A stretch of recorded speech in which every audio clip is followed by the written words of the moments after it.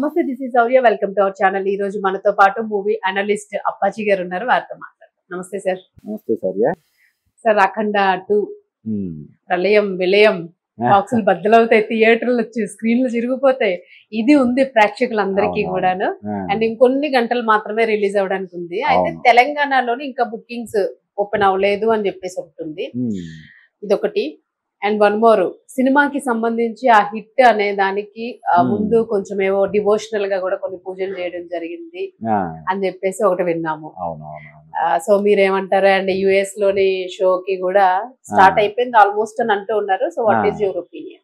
అదే, అంటే ఈ సినిమా అనౌన్స్ అయిన దగ్గర నుంచి, ఇప్పుడు కాదు, సినిమా అనౌన్స్ అయిన దగ్గర నుంచి కూడా దీనికి చాలా పాజిటివ్ వైబ్ ఉంది. అంటే అంతకుముందు చాలా సార్లు మనం చెప్పుకున్నాం, అందరికీ తెలిసిందే. బోయపాటి బాలకృష్ణ కాంబినేషన్ లో ఇప్పటివరకు 3 సినిమాలు వస్తే 3 కూడా సూపర్ డూపర్ హిట్ అయ్యి.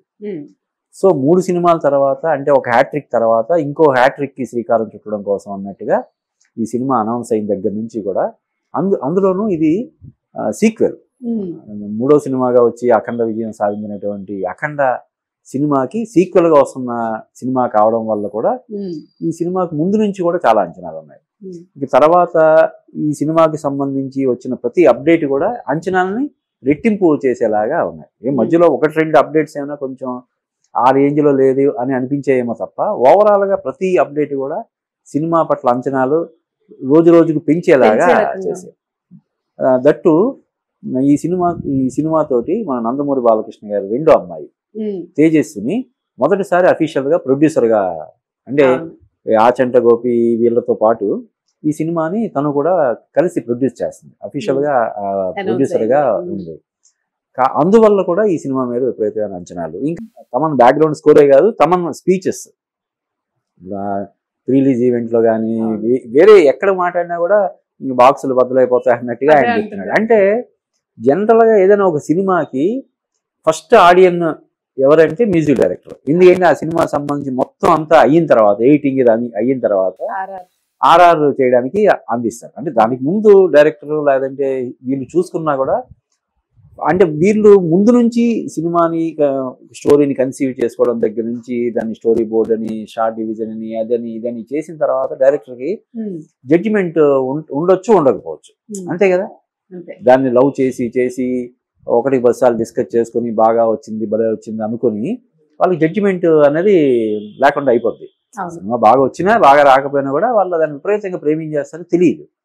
కానీ ఫ్రెష్ గా సినిమాని చూసేది ఒక మ్యూజిక్ డైరెక్టర్. ఆ మ్యూజిక్ డైరెక్టర్ ఎప్పుడైతే ఆ సినిమా గురించి గొప్పగా చెప్తాడు ఆ సినిమా, ఎందుకంటే తను ఫస్ట్ టైం ఆ సినిమాని మొత్తం చూస్తాడు కదా, ఎక్కడ ఎలా చేయాలి ఏంటి అనేది ప్లానింగ్ కోసం మామూలుగా ముందు చూసేస్తాడు. చూసినప్పుడే అతనికి నచ్చిందంటే డెఫినెట్ గా ఈ ఆర్ఆర్ అది వచ్చిన తర్వాత, యాడ్ అయిన తర్వాత నెక్స్ట్ లెవెల్కి వెళ్ళిపోద్ది, విపరీతంగా ఎలివేట్ అవుతుంది. ఇంకొకటి ఏంటంటే, ఇప్పుడు ఓజీ సినిమా గురించి కూడా తమన్ అదే చెప్పాడు కదా, వేరే సినిమా గురించి మాట్లాడుతూ సరే ఈ సినిమా బాగానే ఉంటుంది కానీ ఓజీ సినిమా నెక్స్ట్ లెవెల్లో ఉంటుంది అని చెప్పి ఓజీ గురించి చెప్పాడు. నిజంగా అతను అన్నట్టే, అంటే కొంచెం డివైడెడ్ టాక్ వచ్చినప్పటికీ కూడా పవన్ కళ్యాణ్ ఫ్యాన్స్ ఆ సినిమాని విపరీతంగా బ్రహ్మరథం పట్టారు. నందమూరి తమన్ కాదు, అతను కొణిదెల తమన్ అనే రేంజ్ లో అతన్ని మోసారు కదా. సో తమన్ ఈ సినిమా గురించి ఎంతగా చెప్తున్నాడు కాబట్టి, ఇంతకు ముందు అతను చెప్పినటువంటి ఓజీ సినిమా చాలా పెద్ద హిట్ అయింది కాబట్టి ఈ సినిమా కూడా చాలా పెద్ద హిట్ అవడానికి అవకాశాలు ఉన్నాయని మనం చెప్పొచ్చు. సో ఏంటి సార్, అంటే హిట్ సంగతి పక్కన పెడితే ఆ హిట్ కి సంబంధించి నిజంగానే ఏదైనా యజ్ఞం లాంటి పూజ లాంటిది ఏమైనా చేశారా? టాక్ వస్తుంది సోషల్ మీడియాలో ఒక ఆయన చెప్పుకుంటున్నాడు. నేను దీనికి అంటే పర్టికులర్ గా ఆయన సినిమా పేరు చెప్పలేదు, కానీ ఇప్పుడు ఈ నెలలో విడుదలవుతున్న ఒకే ఒక పెద్ద సినిమా ఇదే కాబట్టి దీనికి సంబంధించిందే అయ్యి ఉంటది. అందులో బాలయ్య కూడా కొంచెం ఈ నమ్మకాలు, జాతకాలు ఇవన్నీ బాగా నమ్ముతాడు కాబట్టి ఆయన ముహూర్తాలు ఇవన్నీ బాగా చూసుకుని, ఈవెన్ ఆయన రోజువారీ దినచర్యలో కూడా, ఆయన రోజువారీ కార్యక్రమాల్లో కూడా ఎక్కడికైనా వెళ్ళాలంటే ముహూర్తం అది చూసుకొని కానీ ఆయన వెళ్ళంట.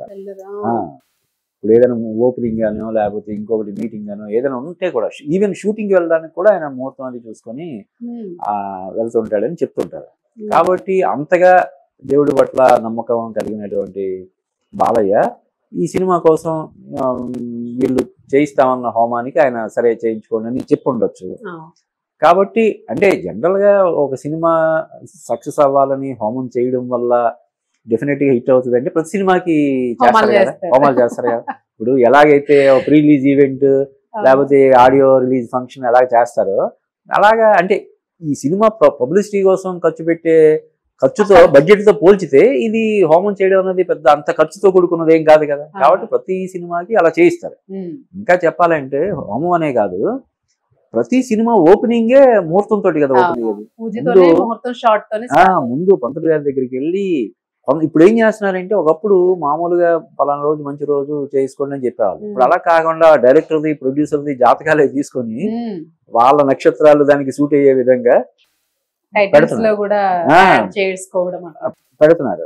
టైటిల్ పెట్టేటప్పుడు కానీ అన్ని రకాలుగా అటువంటి తీసుకుంటున్నారు. కానీ అంటే కొంతవరకు నమ్మొచ్చు. కానీ మనం సినిమాకి హోమం చేయించడం వల్ల లేదంటే వ్రతం చేయించడం వల్ల హిట్ అవుతాయంటే నేను నమ్మను. కానీ ఈ సినిమాకి చాలా చెప్పాను కదా, ఈ సినిమా ఇప్పుడు కాదు, ఈ ట్రైలర్ రిలీజ్ అయిన తర్వాత, సాంగ్ రిలీజ్ అయిన తర్వాత, బాలయ్య మాట్లాడిన తర్వాత, తమన్ మాట్లాడిన తర్వాత, బోయపాటి మాట్లాడిన తర్వాత కాదు, అనౌన్స్మెంట్ అయిన దగ్గర నుంచి ఈ సినిమాకి అంత హైప్ ఉంది.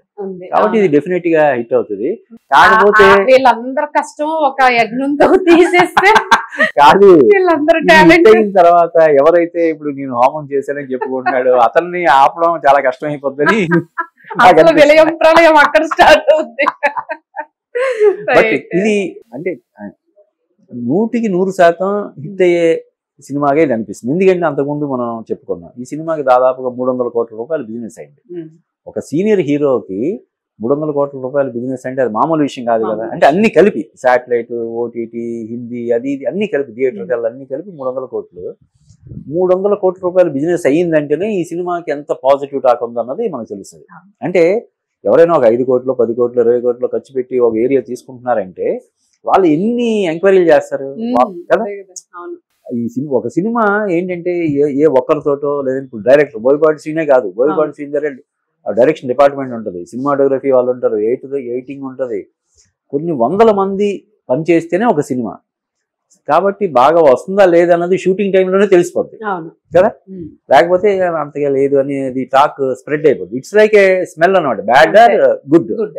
మంచి సువాసన అయినా దుర్వాసన అయినా అలాగా వెదజల్లి వ్యాపించి అయిపోద్ది.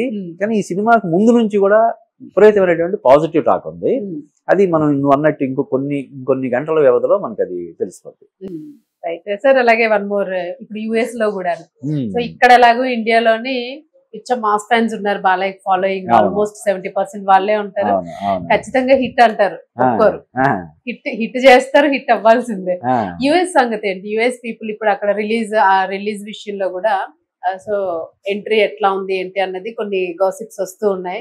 సో మీరేమంటారు? అంటే ఇప్పుడు మాస్ అంటే బి సెంటర్ లో సి సెంటర్ లోనే మాస్ అని కాదు, ఏ సెంటర్స్ లో కూడా మాస్ ఉంటారు కదా.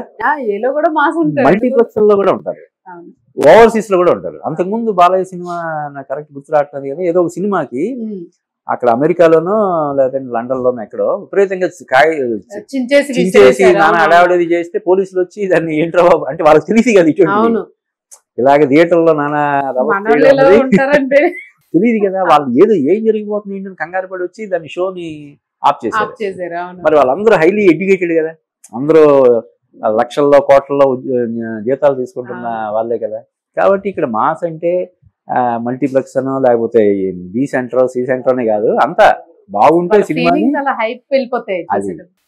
ఇప్పుడు ఏంటంటే ఓవర్సీస్ లో కూడా బాలయ్యకి మంచి ఆదరణ ఉంది. అంతకుముందు వచ్చిన 4 సినిమాలు కూడా ఓవర్సీస్ లో కూడా బాగా పే చేశాయి. కాబట్టి ఈ సినిమా కూడా అంటే కాకపోతే ఏంటంటే ఓవర్సీస్ రిపోర్ట్ అనేది ఎందుకు ఇంతగా ఇదవుతుందంటే మనకంటే కొంచెం ముందు విడుదలవుతుంది అనమాట. అంటే ఉంటది కదా, ఉదాహరణకి మనకి ఇప్పుడు ఒక టైం ఉంటే అమెరికాలో ఒక టైం ఉంటది, లండన్ లో ఒక టైం ఉంటది, దుబాయ్ లో ఒక టైం, అది ఉంటది కదా, టైం వ్యత్యాసం అనేది డిఫరెన్స్ ఉంటది కదా. అలాగా మన ఇండియాలో కంటే కూడా కొన్ని గంటలు, ఒక 5-6 గంటల్లో లేదంటే 10 గంటల 12 గంటల ముందు షో పడుతుంది అన్నమాట. దానివల్ల ఓవర్సీస్ రిపోర్ట్ అనేది మనకి ముందు, అంటే రిపోర్ట్ అనేది ఫస్ట్ అక్కడి నుంచి వస్తుంది.